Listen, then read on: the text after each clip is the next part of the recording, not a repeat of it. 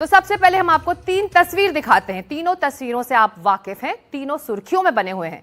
महिलाओं पर कमेंट को लेकर अनिरुद्धाचार्य और प्रेमानंद महाराज ने जहां महिलाओं के कैरेक्टर को लेकर सवाल उठाए हैं, वहीं साध्वी ऋतंबरा को सोशल मीडिया पर महिलाओं के अश्लील रील से दिक्कत है।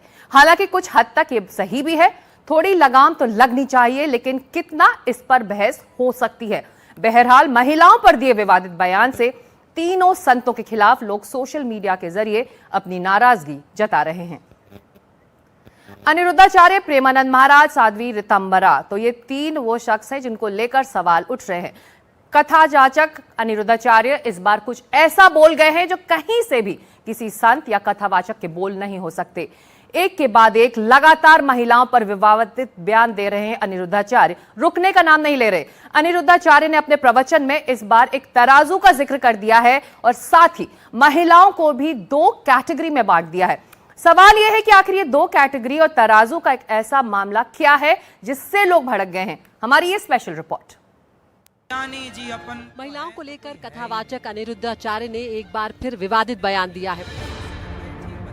इस बार तो उन्होंने एक तराजू का जिक्र कर दिया और महिलाओं को कैटेगरी में बांट दिया। कलयुग में सत्य नहीं, यदि कलयुग में सत्य बोलते हैं तो आपका विरोध करने लग जाएंगे लोग। कलयुग में आप किसी को कह दीजिए कि लिव इन में रहना गलत है तो आपका विरोध हो जाएगा, क्योंकि कलयुग में सत्य नहीं, आप सत्य नहीं बोल सकते।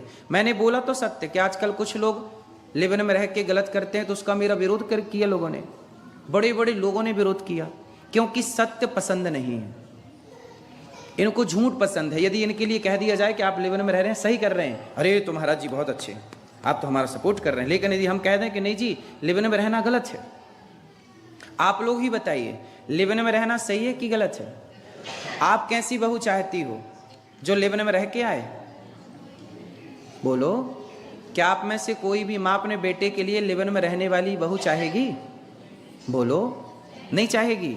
लेकिन आजकल हमने बोला कि लिव इन में रहना गलत है, तो हमारा क्या कर रहे हैं लोग? विरोध।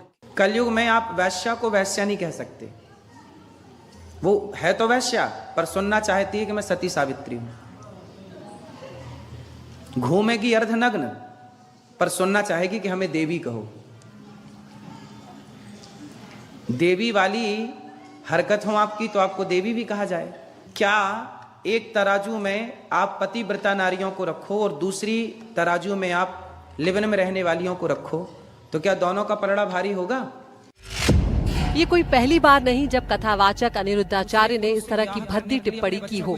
पिछले दिनों उनका एक और वीडियो सामने आया था जिसमें उन्होंने प्रवचन के दौरान महिलाओं और लड़कियों को लेकर आपत्तिजनक बयान दिया था। अब लड़कियां लाते हैं 25 साल की, अब 25 साल की लड़की 4 जगह वो मुंह मार चुकी होती है, सब नहीं पर बहुत। और वो 25 साल की जब तक आती है तो पूरी जवान होके आती है। जब जवान होके आएगी तो स्वाभाविक है कि वो अपनी जवानी कहीं ना कहीं तो वो उसकी जवानी फिसल जाएगी या जाएगी। जैसे कि अभी एक लड़के के संग हनीमून मनाने गई, परंतु वो किसी और के साथ वो रह चुकी थी, उसके साथ चक्कर था। वो ड्रमवाला केस अभी पुराना हुआ नहीं ज्यादा। अनिरुद्धाचार्य के इस तरह के बयान को लेकर सियासी बवाल मच चुका है। अब इस बयान को लेकर लोग सोशल मीडिया पर उन्हें खूब खरी खोटी सुना रहे हैं। संतों को समाज पर बोलना चाहिए, लेकिन सवाल यही है कि किस हद तक। Bureau report, NDTV India. वैसे बहुत ज्यादा दिन नहीं बीते हैं जब अनिरुद्धाचार्य ने एक बेहद आपत्तिजनक बयान दिया था। उस बयान पर विवाद भी हुआ था और उन्होंने माफी भी मांगी थी। अब लड़कियां लाते हैं 25 साल की, अब 25 साल की लड़की 4 जगह वो मुंह मार चुकी होती है, सब नहीं पर बहुत। और वो 25 साल की जब तक आती है तो पूरी जवान होके आती है। जब जवान होके आएगी तो स्वाभाविक है कि वो अपनी जवानी कहीं ना कहीं तो वो उसकी जवानी फिसल जाएगी या जाएगी। जैसे कि अभी एक लड़के के संग हनीमून मनाने गई, परंतु वो किसी और के साथ वो रह चुकी थी, उसके साथ चक्कर था। वो ड्रमवाला केस अभी पुराना हुआ नहीं ज्यादा। तो मेरे द्वारा कभी नारी का अपमान नहीं किया जा सकता। नारी तो हमारी लक्ष्मी है। हमारे ब्रजमंडल में तो श्याम सुंदर राधा रानी के चरण दबाते हैं, यहाँ तो नारी के अपमान का कोई सवाल ही खड़ा नहीं होता। फिर भी मेरी आधी अधूरी बात सुनकर के किसी भी बहन बेटी का दिल दुखा हो तो ये दास सदा आपका था, आपका है, आपका ही रहेगा। यदि आधी अधूरी बात सुन के आपका दिल दुखा तो मुझे क्षमा अवश्य करें।